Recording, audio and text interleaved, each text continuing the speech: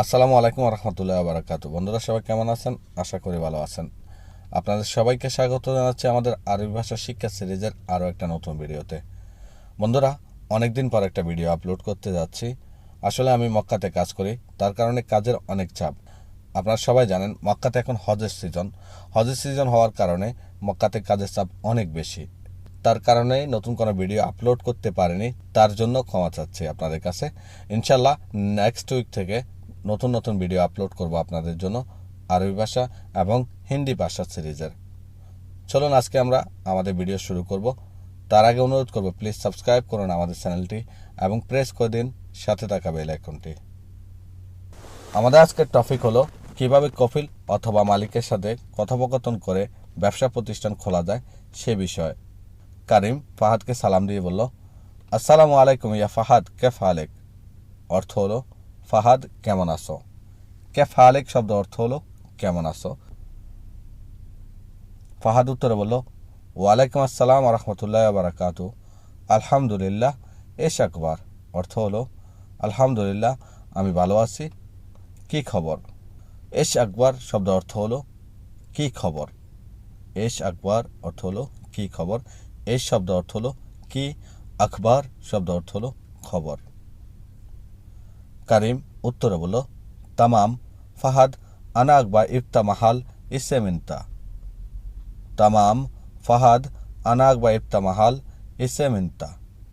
অর্থ হলো, ভালো ফাহাদ আমি তোমার নামে দোকান খুলতে চাই। শব্দ অর্থ দেখুন, এখানে তামাম শব্দ অর্থ হলো ভালো। কারিম যে ভালো আছে সেটা বোঝানোর জন্য সে তামাম শব্দটা ব্যবহার করছে।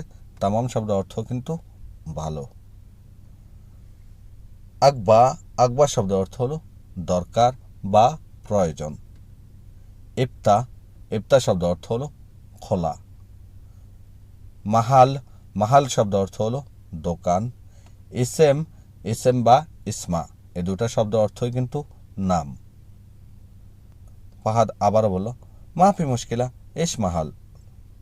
মাফি মুশকিলা এস মাহাল, সমস্যা নাই, কি দোকান। মাফি মুশকিলা শব্দ অর্থ হলো সমস্যা নাই। কারিম এবার জবাবে বলল, মাহাল মেলাবাস।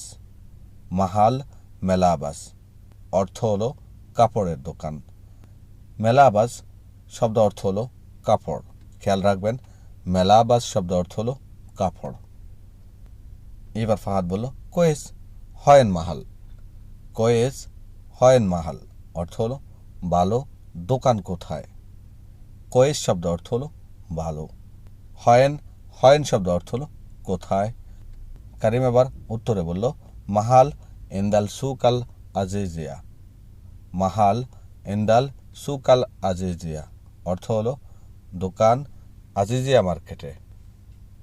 এখানে দেখুন একটা শব্দ ইন্দাল। ইন্দাল হলো কোনো একটা জায়গাকে বা নির্দিষ্ট একটা জায়গাকে বোঝানোর জন্য ইন্দাল শব্দটা ব্যবহার করে। সুক শব্দ অর্থ হলো মার্কেট। ফাহাদ প্রশ্ন করল, ইশাকবা আলহেন মিন আনা। ইশাকবা আলহেন মিন আনা অর্থ হলো এখন আমার কাছ থেকে কি চাও। আলহেন শব্দ অর্থ হলো এখন।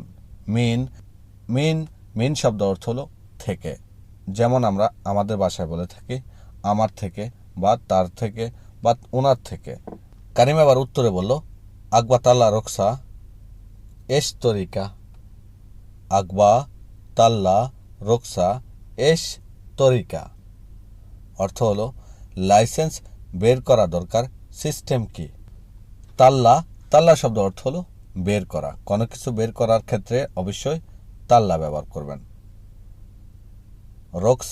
রক্সা শব্দ অর্থ হলো লাইসেন্স। তরিকা শব্দ অর্থ হলো সিস্টেমকে বোঝানোর জন্য আরবিতে তরিকা বলে। ফাহাদ এবার উত্তরে বলল, আনাফি তরিকা মাফি মুশকিলা আনা তাল্লা।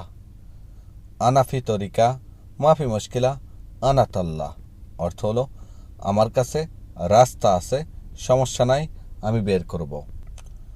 শব্দ অর্থ দেখুন, আনাফি অর্থ হলো আমার কাছে আছে। আনা শব্দ অর্থ হলো আমি, ফি শব্দ অর্থ হলো থাকা, থাকাকে বোঝানোর জন্য ফি শব্দটা ব্যবহার করে। লাইসেন্সটা বের করার জন্য কয়দিন লাগবে সেটা বোঝানোর জন্য আবার কারিম জিজ্ঞেস করলো কাম ইয়ম আকবা, অর্থ হলো কয়দিন লাগবে। ইয়ম ইয়ম শব্দ অর্থ হলো দিন। কাম কাম শব্দ অর্থ হলো কত বা কয়। ফাহাদ জবাবে বলল মো জিয়াদা ইতনেন তালাতা ইয়ম, মো জিয়াদা ইতনেন তালাতা ইয়ম, অর্থ হলো বেশি না 2-3 দিন।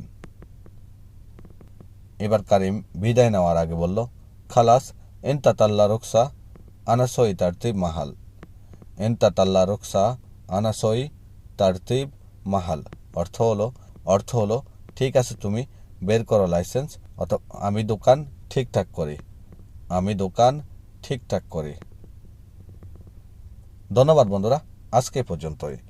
যদি ভিডিওটা ভালো লাগে তাহলে অবশ্যই লাইক করবেন, শেয়ার করবেন, আর কিন্তু সাবস্ক্রাইব করতে ভুলবেন না।